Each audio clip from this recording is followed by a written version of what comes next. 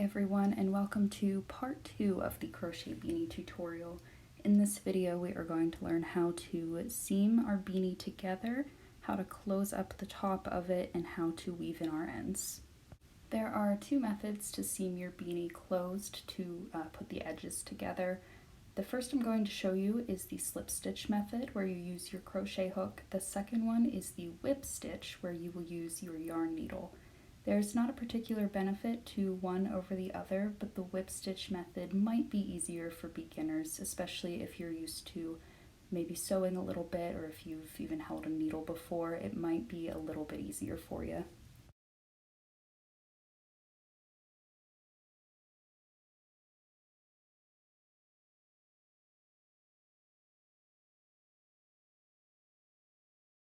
So first I'll show you the slip stitch method with your hook. So when you get to the end of your final row, you will not chain, but you will insert your hook back into the stitch that you just made.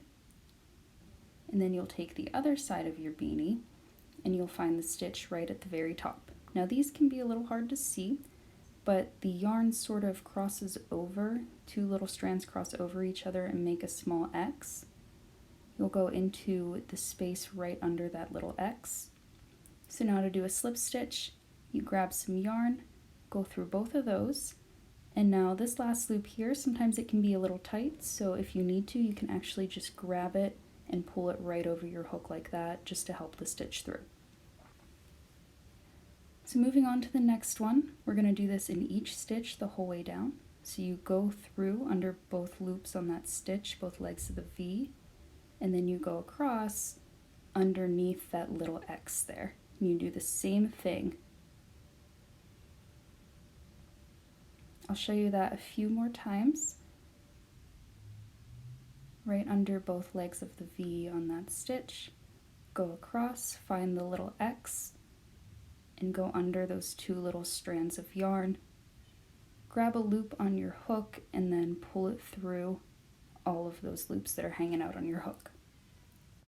So you'll just continue the whole way down the length of your beanie, just going stitch by stitch, one by one. Once you get the whole way down, then you go ahead and fasten off. Leave yourself a nice long tail for weaving in those ends.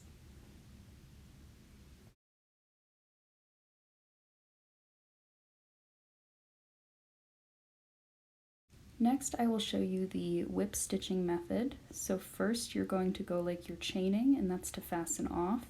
Now you need a really long tail because this is like the thread you'll use for sewing. I would say at least 24 to 36 inches. It's always better to go longer than you think you need.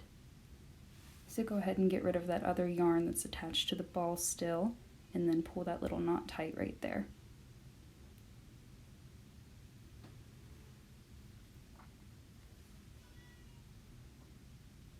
Now you'll take your yarn needle and you'll thread it.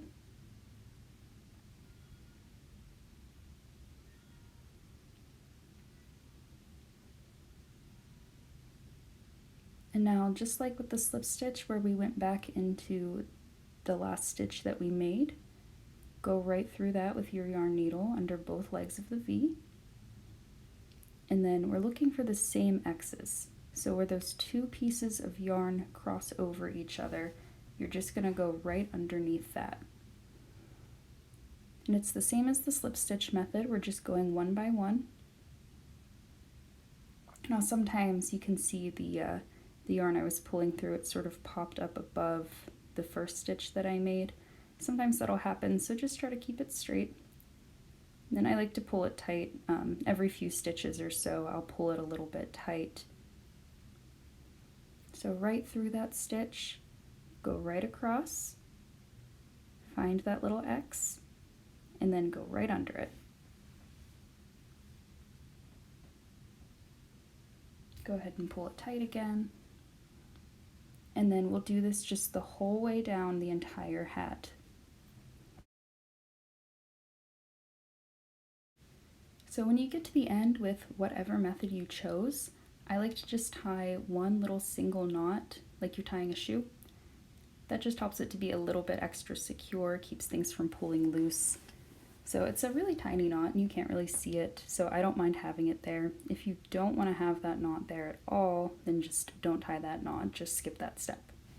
Now to weave in our ends, just go ahead and thread your yarn needle.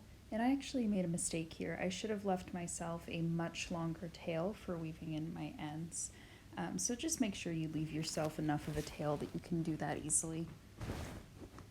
Now for weaving in your ends, I have a more detailed video in my playlist about this, but I'll show you here as well, just a little refresher. So you just want to go through your stitches, making sure that you're hiding the tail inside of stitches. So the idea is that you don't want to be able to see that end at all. And this makes sure that whenever your crochet project is being used or worn, in the case of this hat, then that tail isn't going to pop out or come loose. You just want to make sure that it's very, very secure because it could actually lead to unraveling if it does come loose.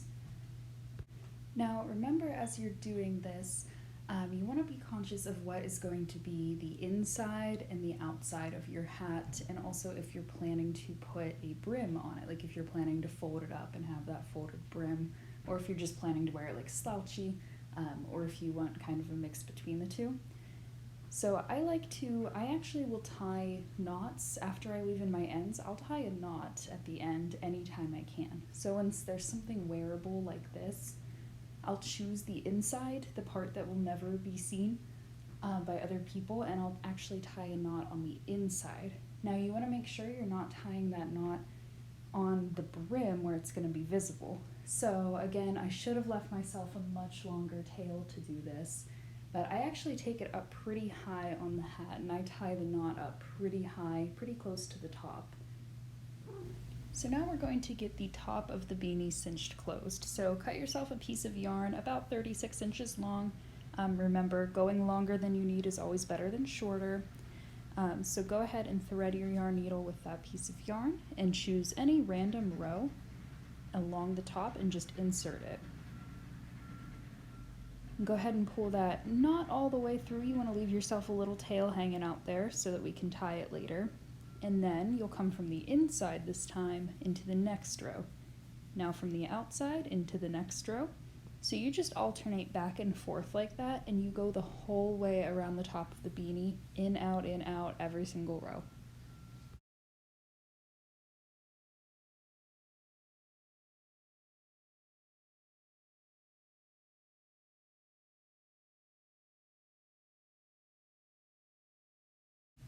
Now what I'm going to show you here, apparently the trend for the day is cutting a piece of yarn too short.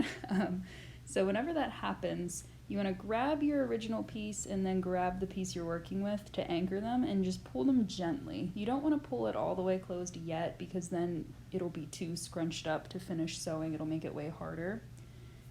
So you just pull it gently to give yourself a little bit more slack on that yarn so then you can go ahead and finish up. Just remember, I think I cut probably about 24-inch piece. Cut yourself at least 36 inches. Go even longer if you want to, if you just don't want to run into this problem. But if you do, it's easily fixable. It's not a huge deal.